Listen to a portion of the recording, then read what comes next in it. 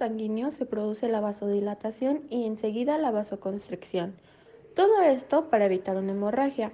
Al lesionarse el endotelio afecta a la capa del colágeno subendotelial, provocando la activación de diferentes factores.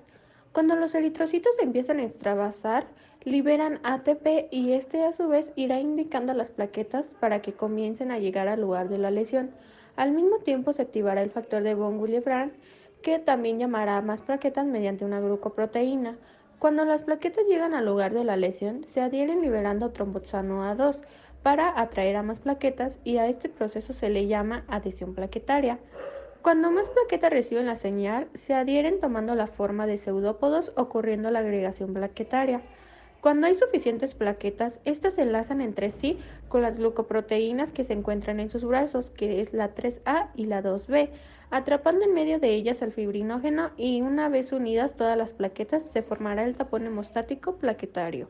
La hemostasia secundaria se caracteriza por la activación del sistema de coagulación con el objetivo de formar fibrina y se divide en dos mecanismos.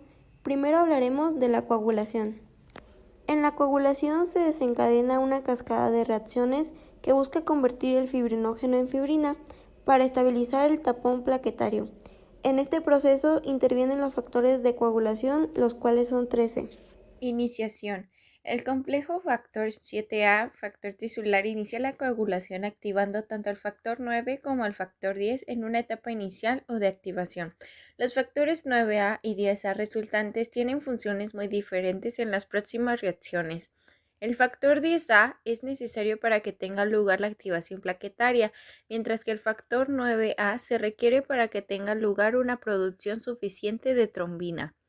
Esta fase de iniciación de la coagulación permite generar factor 10A, que a su vez genera pequeñas cantidades del factor 5A, formando así el complejo protrombinasa inicial que producirá trombina en microdosis en una fase de iniciación rápida. La vía intrínseca, o también llamada vía de contacto, inicia cuando se activa el factor 12 por colágeno. El factor 12 activado más calcio y cininógeno activan al factor 11. El factor 11 más calcio activan al 9. El factor 9 junto al 8 más calcio activa al 10 y así es como logra llegar a la vía común. Bueno, pues ahora seguimos con la vía común o final de la hemostasia secundaria. Como ya sabemos, el factor 10 se activa y es el factor delimitador de la velocidad de la coagulación sanguínea. Esta es producida tanto por la vía intrínseca tanto como la vía extrínseca.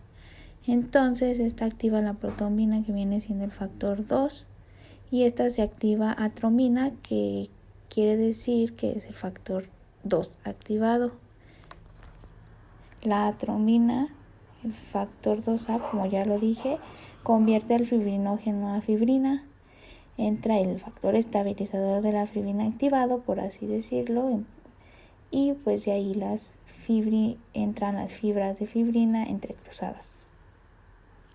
Ya para concluir con la vía común, como ya sabemos, se añade el tapón plaquetario y pues con esto damos por terminado todo el mecanismo de la hemostasia. Fibrinólisis. La fibrinólisis es la tercera fase de la hemostasia, la cual se encarga de la destrucción del tapón plaquetario de manera gradual para poder restaurar el flujo sanguíneo normal y evitar trombos patológicos. Debemos saber que en el coágulo de sangre se encuentra la fibrina y en ella plaquetas, eritrocitos, leucocitos y factores de coagulación. Todo va a empezar por el endotelio. Cuando éste se restaure del daño que obtuvo, liberará una sustancia llamada activador del plasminógeno tisular, enzima proteasa. Esta activará al plasminógeno, que es una proteína que se encuentra en el hígado. Este plasminógeno se activará y convertirá en plasmina, que es una enzima. Esta plasmina hará la ruptura del coágulo creando PDF, fragmentos de fibrina. Y DD, que es el dímero D, que es el más importante, ya que es el que me puede indicar si hay una trombosis, pues se determina por este. Por último, estos fragmentos se quedan en la vía sanguínea, no por mucho, pues son fagocitados por los macrófagos y eosinófilos.